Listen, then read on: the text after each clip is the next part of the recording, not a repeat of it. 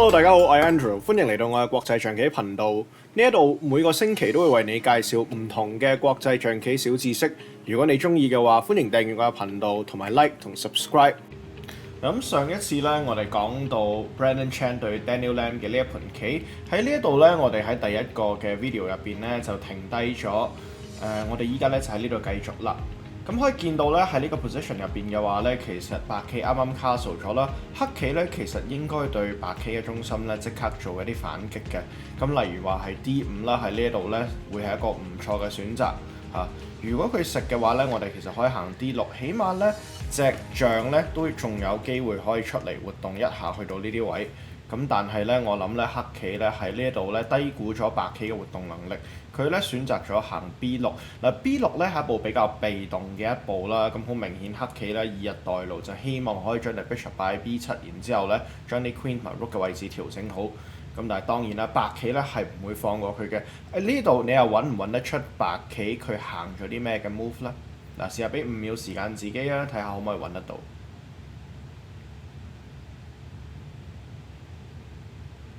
喺呢一度咧，白棋咧需要行嘅係 F4。喺呢度咧，好明顯嘅白棋嘅意圖咧係直接衝 F5 啦，然之後直接將隻 Bishop 擺喺 G5 嗰度，去到引起咧黑棋嘅啲王翼嘅弱點嘅。Bishop B7、F5 踢走隻 Knight， 然之後當然啦，隻 Knight 咧其實咧就唔會希望咧擺喺角落頭啦，或者擺喺 H4 嗰度，咁所以佢行 Knight E7，然之後好簡單，白棋一步 Bishop G5 攻擊住嗰兩隻 Knight。隻 Knight 咧翻去一步啦，然之後白棋喺呢度咧行咗第二步好好嘅棋 F6。嗱呢一個犧牲咧係絕對有必要嘅。白棋咧送一隻兵俾黑色食，但係咧換翻嚟嘅咧係一條開放嘅 G 線去攻擊隻 King 啦，同埋可以見得出咧喺黑色嘅王嘅周圍嘅黑格咧變得相當之脆弱。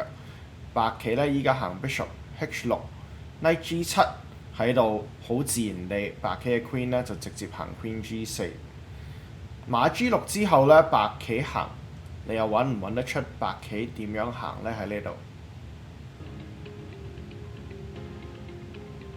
度嗱，白棋咧行嘅係 H4 咧，好明顯地想直接趕走隻馬佢。咁喺呢度咧，好明顯地因為咧 Bishop 啦同埋 Queen 一齊合作啦，其實呢度咧已經勝券在握。黑棋咧試下行 Queen E7，但係 H5 之後咧都仲係要輸一隻棋俾呢個白色，然之後白色喺度咧好明顯嘅勝勢。咁我見到咧，其實咧佢喺盤棋入邊咧，如果佢行中間啲 D5 嘅兵衝上前嘅話咧，其實佢隻 Bishop 咧都仲有機會去參與防守。但好可惜地，黑棋咧似乎低估咗白棋嘅威脅，於是咧喺呢一度咧好明顯地白棋係多一隻棋嘅。白棋行 Bishop 食 G7，King 食 G7 之後 Rook A E1。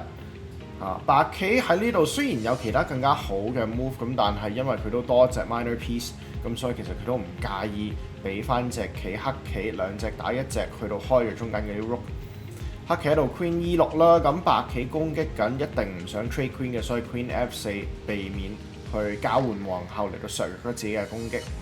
A6 好明顯啦，一步好慢嘅棋，但係呢個時候咧其實已經好難再去俾到黑棋咧任何好嘅建議。